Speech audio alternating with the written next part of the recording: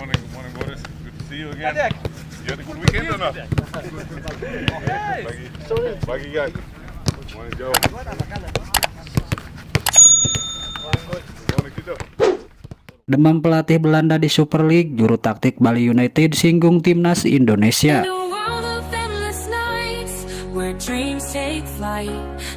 Super League Indonesia 2025-2026 memunculkan sebuah tren menarik yang mulai mencari perhatian banyak pihak. Bukan soal bursa transfer pemain atau regulasi baru, tetapi lebih kepada kehadiran para pelatih dari satu negara, yaitu Belanda. Musim lalu hanya 2 klub yang ditangani pelatih asal Belanda, Dewa United bersama Jan Olderekering dan PSS Sleman bersama Peter Hoekstra. Namun segalanya berubah drastis jelang musim ini. Banyak klub Super League memutuskan untuk menunjuk pelatih asal negeri kincir angin, seolah-olah sedang terjadi demam pelatih Belanda di tanah air. Salah satu pemicu utamanya tak lain adalah kesuksesan Dewa United di musim lalu. Di bawah arahan Jan Olderekering, klub tersebut berhasil tampil luar biasa dan secara mengejutkan finish di posisi kedua klasemen Liga 1.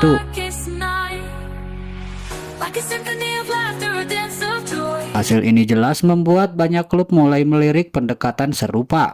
Mereka berharap filosofi sepak bola Belanda yang terkenal dengan permainan menyerang, kontrol bola yang rapi, serta pendekatan pengembangan pemain muda bisa diterapkan dan dengan sukses di Indonesia. Kini tren itu mulai terlihat nyata. PSIM Yogyakarta yang baru promosi ke kasta tertinggi langsung menunjuk Jean Paul van Gestel sebagai pelatih kepala. Persis Solo tak mau ketinggalan. Mereka resmi mengumumkan Peter Drew sebagai juru taktik anyar mereka.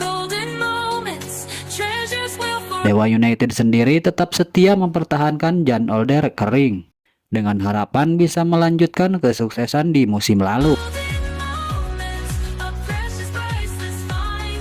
Di antara klub-klub besar yang ikut arus ini, Bali United menjadi salah satu nama paling mencolok. Klub ini memutuskan menunjuk Johnny Jansen, mantan pelatih PEC Jiwol dan SC Heerenveen sebagai pelatih kepala untuk menghadapi musim baru. Jansen bukan datang sendiri, ia membawa 2 asisten pelatih dari Belanda, Ronnie Pander dan Jeffrey Talan. Trio asal Belanda ini dipercaya bisa membawa perubahan dalam sistem permainan Serdadu Tridatu yang dalam 2 musim terakhir terlihat stagnan. Fenomena ini mengundang banyak pertanyaan. Mengapa begitu banyak pelatih Belanda yang tiba-tiba datang ke Indonesia? Johnny Jansen sendiri menjawab dengan cukup bijak. Ia menyebut bahwa semua ini tidak terlepas dari pengaruh timnas Indonesia. Menurutnya, pendekatan Federasi Sepak Bola Indonesia yang beberapa tahun terakhir membuka diri terhadap pelatih asing, termasuk dari Eropa, memberikan sinyal kuat bahwa negeri ini sedang menuju transformasi besar. Bahkan, kata Jansen, klub-klub lokal mungkin saja terinspirasi dari strategi timnas Indonesia yang telah terlebih dahulu mengadopsi pola kerja dan sistem pelatih asal Belanda. Meskipun ia tak tahu pasti alasan para pelatih itu tertarik datang ke sini. Ia mengaku bahwa kualitas pelatih dari Belanda memang mumpuni. Bagi Jansen pribadi, ini bukan pengalaman pertamanya ke Indonesia. Ia pernah mengunjungi Bali sekitar 15 tahun yang lalu.